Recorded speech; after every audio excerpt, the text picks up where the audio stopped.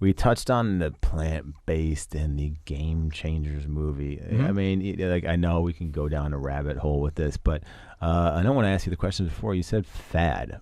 Mm-hmm. How so? Oh, where to start? I know we can do an entire episode on this, but if you were to summarize for people who see this, who don't have any sort of like nutritional background, or what would you tell them to when they're watching this film? Okay, number one, I didn't see the movie. Okay. Because I would probably want to choke myself out. Okay.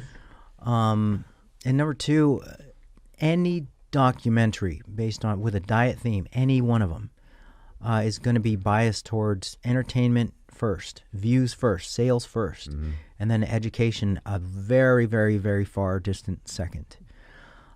You never want to let the facts get in the way of a good story when it comes to filmmaking, and that is no exception with Game Changers. And we do have to look at certain things. I found this out sort of by accident, and the main guy behind Game Changers, the main funding dude, James Cameron, he's a raging vegan, I believe. And not only that, but he's got a major financial stake in the production of plant-based protein products, plant-based protein powders and supplementation and all that stuff. And so naturally, business-wise, it makes a good dovetailing with his product and business ventures to put this major film out.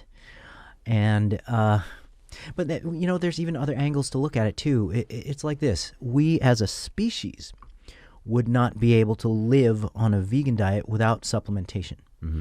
So there is essential nutrition that we miss out on by going full-bore plant-based. And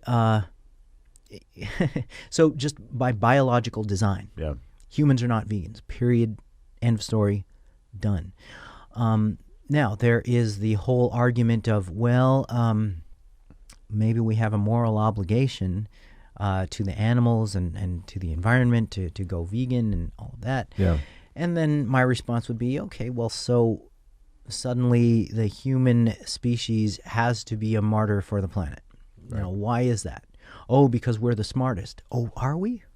Are humans really the smartest freaking animals? I've met a lot of dumb humans, man. Well, if you go on Twitter, you'll know that we're not the smartest animals on the planet. I've met a lot of dumb humans. All right, so as far as what you're saying is, it's kind of like the dairy industry funding its own research, and in the movie you've got these people that are involved in that are kind of putting it out there, and it's entertainment value. I did watch it. It was shot very well, and it was one of the most beautiful documentaries I've ever seen, but James Cameron was behind it. So, that is quite interesting. A lot of people don't know about that, but it did, I think, one good thing, whether, I'm not going to tell you guys my thoughts about it, but one good thing, it opened up the conversation for people to talk about nutrition even more. So that's a positive aspect of it. Okay. Yeah. So there are some positive stuff. I'm absolutely all for.